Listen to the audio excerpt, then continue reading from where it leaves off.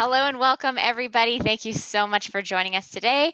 Today's, I believe, the 10th in our Pandell leadership series of webinars, and we're absolutely delighted to have Suzanne Ogle with us today, and she is discussing Rhetoric and Reality, a pragmatic vision of a clean energy future. Welcome, Suzanne. Suzanne Ogle serves as the Chief Executive Officer of Southern Gas Association and is President of the Gas Machinery Research Council. With more than 25 years of experience in the oil and gas industry and more than a decade of membership and volunteer leadership with the Independent Petroleum Association of America, Suzanne is clearly passionate about her work, and we are delighted to have her join us today. So without further ado, I'm going to pass the floor to you, Suzanne. All right, awesome. Thank you so much. Hi, I'm Suzanne Ogle. Thanks for joining me here today. It was the 4th of July about a year ago, and I was at my home in Florida, and we were grilling and playing on the beach and swimming and enjoying a great family 4th of July. At some point during my burger, somebody asked me about my point of view on the pending election. I shared that I was particularly concerned with energy policies. Biden and Harris caused me great pause because of their philosophical energy realism and their failure to examine energy from a 360 view.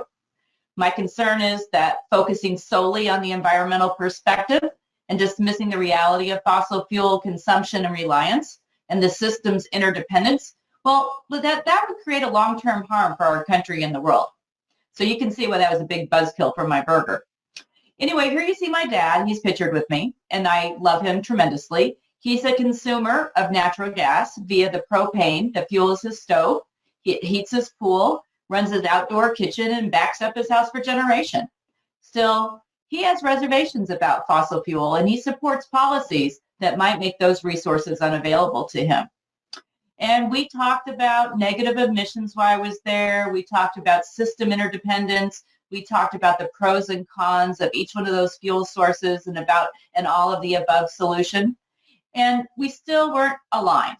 And when I left that July, I gave my dad a kiss on the forehead and an agreement to continue the conversation. So my dad, he's one of the many people that feel anxiety about climate change and how that might impact our future. And as much as he loves me and he trusts me, he's skeptical of the information that I provide for him, believing that I have an agenda. I said, do you think your darling daughter is a mouthpiece for the industry and my viewpoint is rhetoric from big oil? Well, if he essentially said yes. How many of you have a dad, a mom, a brother, an Uncle Chuck, a niece, or a neighbor that have the same reservations? In our polarized world, it's easy for conversations to get stuck. It's important to find communication pathways forward on the big issues of our time, including energy, whether at your holiday dinner table or in your organization or you're at the soccer field or on the wider political stage. So again, thanks for joining us here today for the Pandell Leadership Series. I'm thrilled to have been invited to speak. I know how many other things people could be doing at this time, so it's an honor to have you spend an hour with me. What I have to share with you are some of the most important things that I've learned on communication. We're going to talk about energy realism, how the interrelationships between energy and the environment, and necessary dialogue between stakeholders to get to energy realism. So I looked at the attendee list, and I know that you guys are here because you care about energy, our industry, and policy, and you want to expand on the energy conversation as well. So let's get going. Whatever your job is, whatever your position, if you talk with other people, you're in the business of communicating. And communicating means both understanding and being understood by others. Really, the only question is, are you a good communicator? So I like to think of communication like dialing a telephone. After you key in the last digit, the phone's going to ring and you're going to connect with your party. At that point, you'll have an opportunity to influence, which means having an effect on the opinions and the behaviors of others, to persuade, which means getting others to cooperate, or to negotiate, which means getting the very best deal for all the parties involved. So ladies and gentlemen, we have a common goal. It's a clean energy future. You know, nearly 2/3 of Americans, that's 64%, say that the U.S. should use a mix of energy sources going forward, including fossil fuel, along with renewables. So I would ask you then, why is that drum banging so loud for the end of fossil fuel? Today, we're going to learn how to be good communicators and find a path forward to have constructive dialogue that can result in energy realism. Hear ye, hear ye. Right? More than 250 years ago, people stood on tree stumps and on wooden crates to express their ideas in the streets of the 13 colonies that would soon become the United States. Those listening could ask questions, discuss the topics with others in the crowd, and develop their own opinions. Public square speakers were eventually replaced by newspapers and then by radio and television. And a set of journalistic ethics laid the foundation for news gathering and reporting. Standards were used to verify information and establish the independence and objectivity of news professionals. And that became central to the process of informing the American public. But then came ratings. With increasing competition to break the news first, facts were often forced out of communication. And in today's media environment, facts seemingly become less important than beliefs. In the 2018 Edelman Trust Barometer, they first identified a communication deficit called the battle for truth. And sometimes we call this an echo chamber of media, the phenomenon, if I never can say this word, phenomenon of consumers seeking confirmation bias in their media choice. This is accelerated with 4 in 10 people now showing poor information hygiene. That means not regularly engaging with the news, staying within their echo chambers, not vetting information, or checking its veracity before spreading it. So 3 years later, you see the 2021 Edelman Trust Survey here, and it shows that nearly 60% of people believe that news organizations are biased and support an ideology. So they've moved from news reporting to pundency. In fact, in the 2020 Professional Credibility Report, it shows that mainstream news media professionals are at the bottom of the pack for uncredible professionals. Only 39% believe that news media are credible. That's even lower than politicians, lawyers, and car salesmen. Can you believe that? I mean, who thought we would have news that was less reliable than a car salesman? Anyway, then there's clickbait.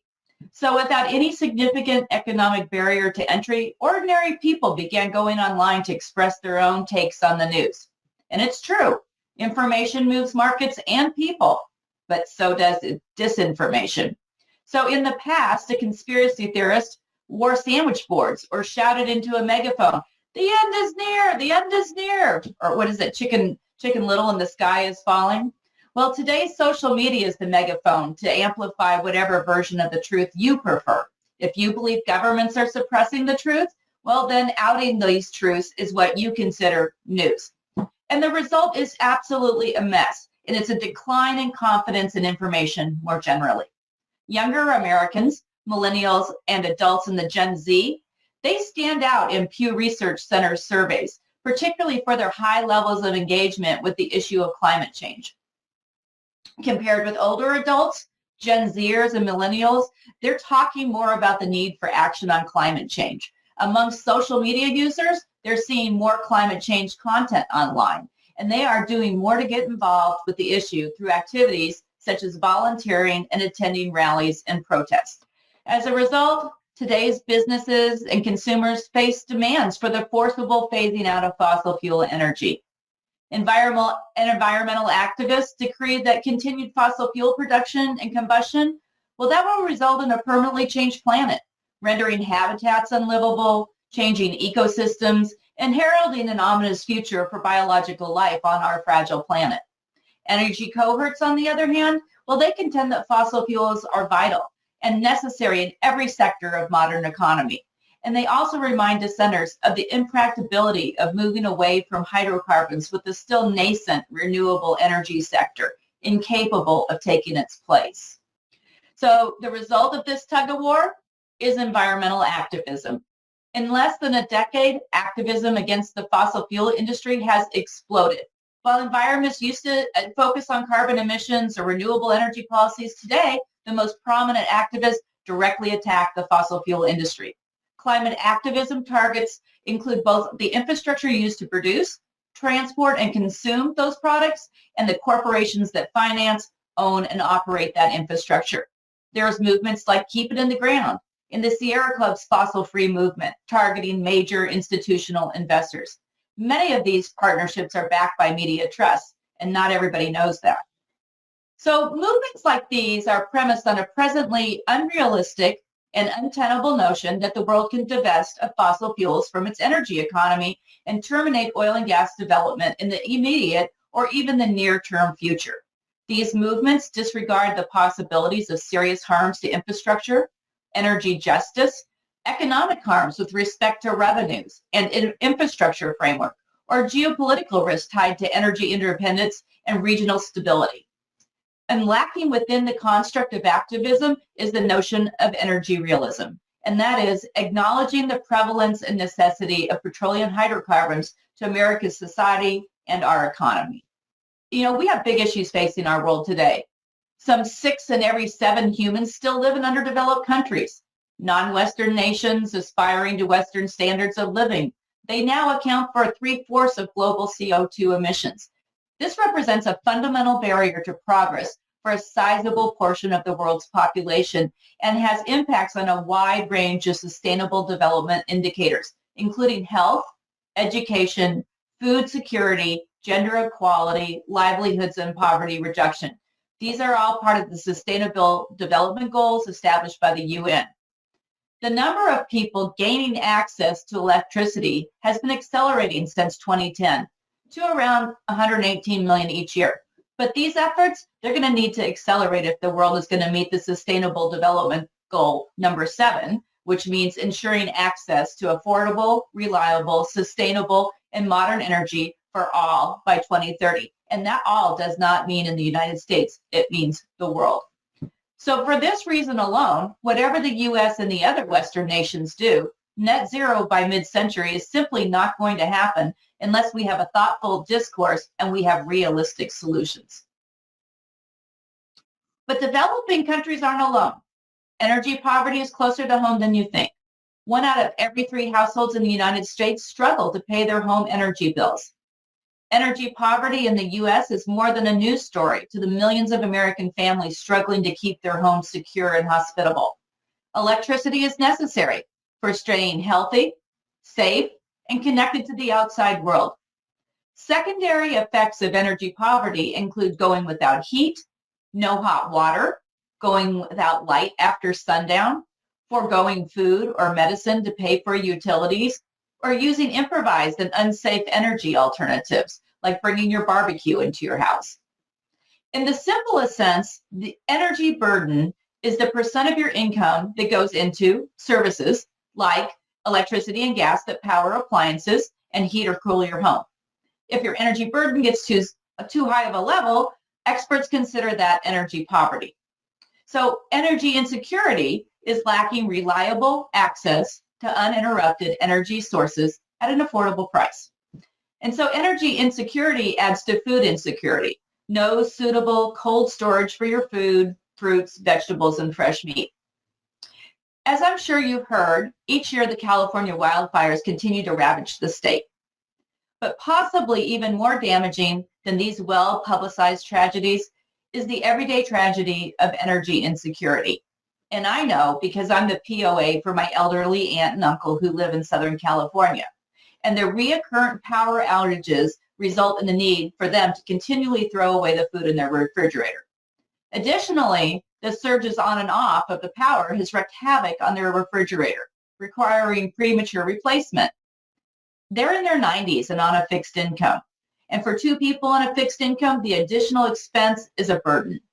Worse yet, California's electric bills are some of the highest in the United States. The percent of their electric bill to their income is shocking. It's almost 10%. As a result, they live with their windows open, unwilling to sacrifice something else for air conditioning. In March, they used 341 kilowatts of energy. And let me just say that because I'm their POA, I handle all their finances and all their bills. And so just for sport for this presentation, I looked this up. Okay, their first 400 kilowatts were at 14 cents, which is a really high rate for Texas and a very low rate for California. And that's considered to be the base amount allowed.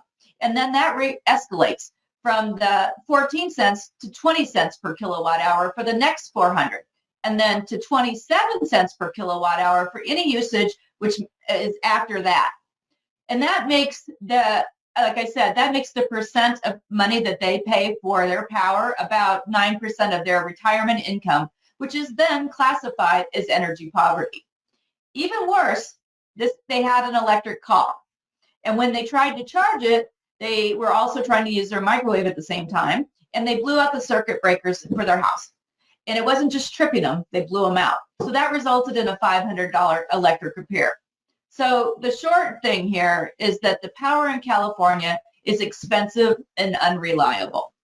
So rhetoric is how you present or make an argument. In other words, rhetoric deals with the choices you make about how you present information, the words you use, the way you choose to express your ideas. You can see what changed between the first sign and the second sign. It was only the words. The argument or the information was still the same. I'm blind and I need money from you. However, changing the words of the message completely changed its effect on the people who saw the sign. So of course, rhetoric is more than just word choice. The more you know about rhetoric, the smarter you will be and the better you will be at persuading others. Knowing about rhetoric will also help you better recognize how other people and messages are trying to influence you to do things. So the starting point of good communication is to realize that people are motivated for their own reasons, not yours. Think about the last time you tried to have a conversation with someone you didn't already agree with. Maybe it was about voting in an election, increasing diversity, or even energy. Were your eyes rolling? There's some place you want to be with that other person, but you just can't seem to get there. In that moment, what are you thinking and feeling about the other person? But you might not say out loud. Why isn't he listening? He can't see the evidence. You just don't get it. You're brainwashed. How can we be related? Does that sound familiar to you? What about those people on the other side? It's a polarized world and everybody's taking sides. Everybody has an opinion. It's climate change or fossil fuel. Build a wall, open the gates. Get a vaccine, don't get a vaccine. There are so many big issues that we face right now that are stuck in this kind of gridlock. And we often see that gridlock on C-SPAN. But what at other times, it's right across the table, like it was for me on the 4th of July. So how do we bring our conversations back to life? I think we need to think about these types of conversations. And when things get polarized, we can get zapped and we can experience this as a kind of dilemma, like either keep the peace, but stall on an issue I care about, or raise my voice and put the relationship at risk. But what if instead we were to see this polarization as a kind of energy, a creative energy for action? Today's overcharged, divided political climate must be replaced by a return to civil conversations. We might disagree about a given topic or a situation, but to constructively advance energy, we need facts and the ability to discuss these issues openly and respectfully over an extended period of time, if necessary, just like I continue this conversation with my father. It's going to take deep collaboration and coalition building as a mechanism to drive impact. Energy champions don't win arguments, they win hearts. So think about a relationship that matters to you.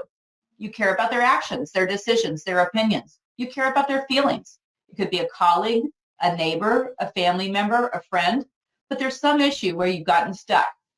What would be possible for you or for them if you could really make that conversation come alive?